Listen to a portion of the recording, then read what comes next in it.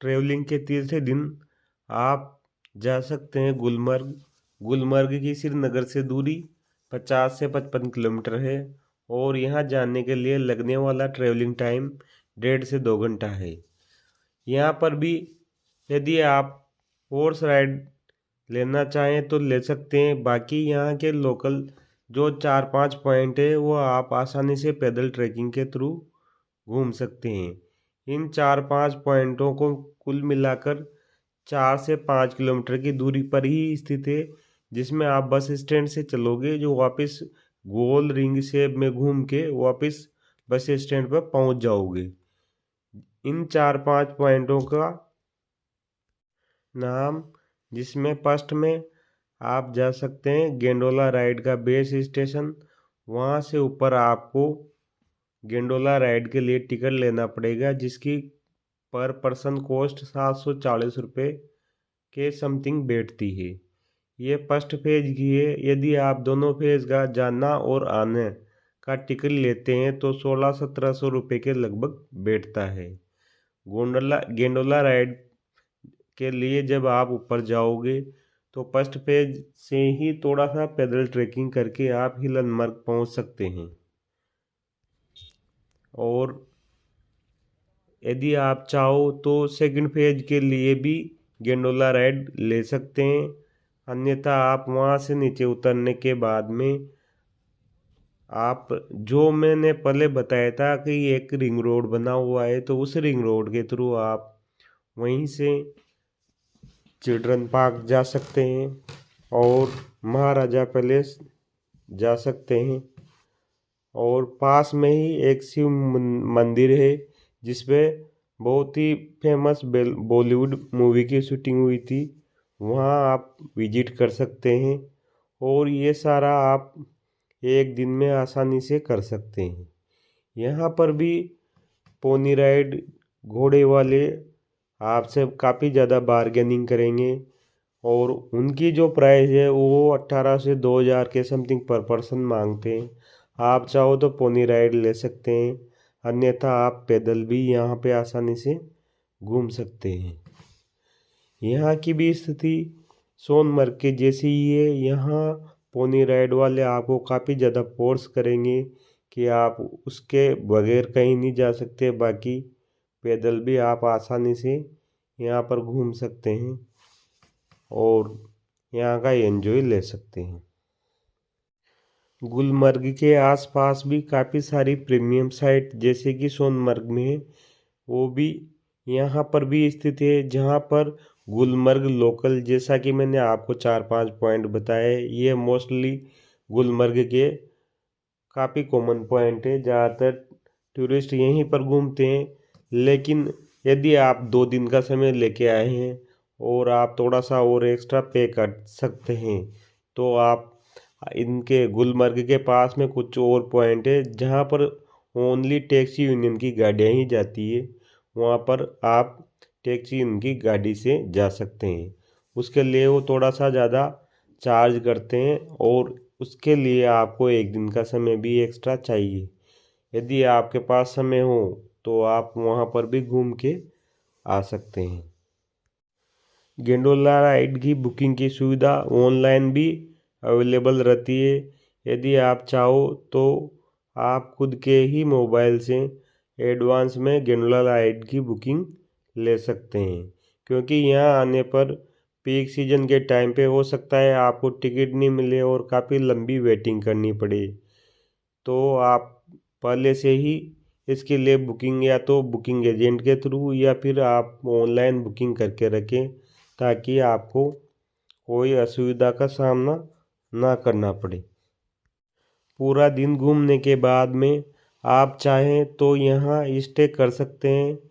यहाँ पर रहने की सुविधाएं हैं, पर यहाँ पर भी सीमित मात्रा में होटल बने हुए हैं, तो थोड़ा सा ये ज़्यादा पे करते हैं। श्रीनगर की अपेक्षा आपको थोड़ा सा यहाँ पे कॉस्टली लगेगा। और यदि आप यहाँ से निकल कर श्रीनगर स्टे करना चाहते हैं तो वहाँ भी कर सकते हैं, उसमें भी कोई दिक्कत नहीं है। क्योंकि एक दिन में अगर यदि आपकी ट्रैवलिंग कंप्लीट हो जाती है तो आपको निकलना तो श्रीनगर से ही पड़ेगा, जो कि नेक्स्ट डेस्टिनेशन है वो है पहलगाम। यदि आप यहाँ से पहलगाम भी जाना चाहते हैं तो आपको श्रीनगर में बीच रास्ते में पड़ेगा, तो आपका नेक्स्ट डे का ट्रेवलिंग टाइम डिवाइड हो जाएगा, अन्यथा आपका काफ़ी सारा समय पहलगाम पहुँचने में ही निकल जाएगा। ट्रेवलिंग के चौथे दिन आप श्रीनगर से पहलगाम के लिए निकल सकते हैं। श्रीनगर से पहलगाम की दूरी 90 किलोमीटर पड़ती है। यदि आप गुलमर्ग से नाइट स्टे करके निकलते हो तो 50 से 55 किलोमीटर और एक्स्ट्रा ऐड हो जाएगा, तो आप एक दिन में पहलगाम घूमने में आपका समय थोड़ा शॉर्ट हो सकता है। इस वजह से मेरा मानना है कि यदि आप बीच रास्ते में श्रीनगर स्टे करते हैं तो आपका जेब पर भी ज़्यादा भार नहीं आएगा और आप सही समय पर पहलगाम पहुंच जाओगे, ताकि आप एक दिन में पहलगाम के जो टूरिस्ट लोकेशन है उनको विजिट कर सकें। पहलगाम में पहुंचने के बाद में वहां पर स्टे के काफ़ी सारे ऑप्शन हैं, क्योंकि यहीं से अमरनाथ यात्रा की शुरुआत भी होती है। तो अमरनाथ यात्रा यात्रियों के लिए काफ़ी बड़े लेवल पर व्यवस्था करनी रहती है। इस वजह से यहाँ पर काफ़ी सारे होटल रेस्टोरेंट बने हुए हैं। वेज खाने की भी अच्छी फैसिलिटी है और आपको यहाँ स्टे में कोई दिक्कत नहीं आने वाली। तो आप एक दिन में पहलगाम विजिट करके यहीं स्टे कर सकते हैं। और यहाँ पर भी यदि आप 2 दिन के लिए घूमना चाहते हैं तो पहलगाम के अलावा जो टैक्सी यूनियन वालों के लिए रिजर्व्ड कुछ पैलेस है तो वो भी आप कर सकते हैं। उसमें आरू वैली, बेताब वैली जैसी जगह है जहाँ पर आपको ओनली टैक्सी यूनियन वाली गाड़ियाँ ही ले जा सकेगी। और यदि आप वहाँ नहीं जाते हैं और एक दिन ही ट्रेवल करते हैं तो आपके पहलगाम की जो साइट है उसमें पहलगाम वैली व बाइसन वैली और कुछ झरने और नदी के कुछ व्यू पॉइंट है, जो कि आपको काफ़ी अच्छे लगने वाले हैं। और यहाँ पर पहलगाम सिटी से पहले ही एक सेल्फी पॉइंट बना हुआ है नदी के किनारे, तो वहाँ पे आप फोटोग्राफी का भी एंजॉय कर सकते हैं और साथ में सेल्फी भी ले सकते हैं, जिसमें पहलगाम का लोगो और सीटिंग की अच्छी फैसिलिटी कर रखी है। पहलगाम में मेरे को सबसे अच्छी जो लोकेशन लगी वो है बाइसरन वैली। वो पहलगाम सिटी से 5 से 6 किलोमीटर की ट्रैकिंग करने के बाद में वहाँ पे पहुँचाया जा सकता है। बाइसरन वैली को कश्मीर का स्विट्जरलैंड भी कहा जाता है। यहाँ की जो सुंदरता है वो देखते ही बनती है।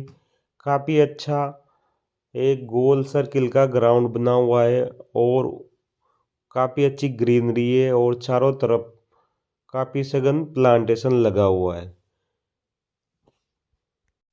बाइसरन वैली तक पहुंचने के लिए 4 से 6 किलोमीटर के समथिंग की ट्रैकिंग करनी पड़ती है। यहाँ की ट्रैकिंग थोड़ी सी लेंथी भी है और थोड़ी खड़ी चढ़ाई भी है। यहाँ पर भी हमने पैदल ट्रैकिंग ही करी थी। यदि आप चाहें तो घोड़ा ले सकते हैं और यदि आप चाहें तो पैदल ट्रैकिंग से भी कर सकते हैं। यहाँ के लिए जो एक खास बात हमें लगी वो ये थी कि यहाँ लोकल लोग जो रास्ते का यूज करते हैं वो रास्ता काफ़ी लोगों को पता नहीं था। जो भी नए जाने वाले हैं उनको पता नहीं है और वो थोड़ा सा और खड़ी चढ़ाई है, इस वजह से थोड़ा टिपिकल पड़ता है चढ़ने में। बाकी वहाँ से अगर जाना चाहें तो 1 किलोमीटर की ट्रैकिंग में आप सीधा बाइसरन वैली पहुँच सकते हैं। पर यह खड़ी चढ़ाई है तो जिसमें स्टेमिना हो वही वहाँ से ऊपर के लिए चढ़ाई कर सकता है। हमने ये वाला रास्ता उतरने के लिए काम में लिया था, जो बमुश्किल हम 1 किलोमीटर की ट्रैकिंग करी होगी, उसी में हम सीधा नीचे पहलगाम सिटी बस स्टैंड पहुंच गए थे। तो इस रास्ते के बारे में मैं आपको बताना चाहता हूँ। यदि आप इसको यूज लेना चाहें तो इसको यूज ले सकते हैं। पहलगाम सिटी का आप टूर प्लान इस हिसाब से सेट कर सकते हैं। या तो आप इसको कश्मीर वैली, जहाँ जाने से पहले श्रीनगर से पहले फर्स्ट डे घूम सकते हैं, या फिर आप लास्ट डे यहाँ घूम सकते हैं, क्योंकि ये श्रीनगर से पहले थोड़े दूसरे वाले रास्ते पे पड़ता है, जहाँ से वापस श्रीनगर जाना सही नहीं रहेगा, वो उल्टा ही रहेगा। तो या तो आप इसको जाते टाइम पे विजिट कर सकते हैं, या फिर श्रीनगर से वापस आते टाइम पे इसको विजिट कर सकते हैं। बाकी के आप श्रीनगर, गुलमर्ग और सोनमर्ग आप चाहे जैसे ही विजिट कर सकते हैं। ये तो हो गई बात चारों जगह घूमने के प्लान के बारे में। और मैं आपको बताना चाहूँगा, यदि आप इसको बजट टूर प्लान करना चाहते हैं तो आप इसके लिए मैं आपको कुछ टिप्स देना चाहता हूँ। चारों जगह की लोकल साइट आप आसानी से पैदल ट्रैकिंग से कर सकते हैं। तो आप इसमें थोड़ा सा आपका बजट मैनेज कर सकते हैं। और साथ में यदि आप पब्लिक ट्रांसपोर्ट से जाते हैं, और पब्लिक ट्रांसपोर्ट से ही जहाँ पर आपको अवेलेबल रहता है उसको लेना प्रेफर करते हैं, तो आप वहाँ से भी कुछ बजट मैनेज कर सकते हैं। और यदि आप ग्रुप में और 4 से 5 फैमिली है तो आप ट्रेवलर का यूज भी ले सकते हैं। उससे भी आपका बजट काफ़ी बैलेंस हो सकता है। जैसा कि हम यहाँ पर घूमने गए थे तो हम 4 से 5 फैमिली थे, और हमने इन चीज़ों का काम में लिया, तो हमारा बजट काफ़ी अच्छा मैनेज रहा है। इसमें हमारी पर पर्सन कॉस्ट बिलो 10,000 रही है, जिसमें हम अच्छे से यहाँ घूम पाए हैं। और साथ में हमने गेंडोला राइड भी ली है, जो कि थोड़ी कॉस्टली पड़ती है, पर उसका भी हमने इसमें एंजॉय लिया है। बस हमने जो मैंने बताया उन चीज़ों को मैनेज करके हम चले हैं, तो इससे आपका बजट ये मान के चले कि आप 20 से 25% आसानी से आप कम कर सकते हैं।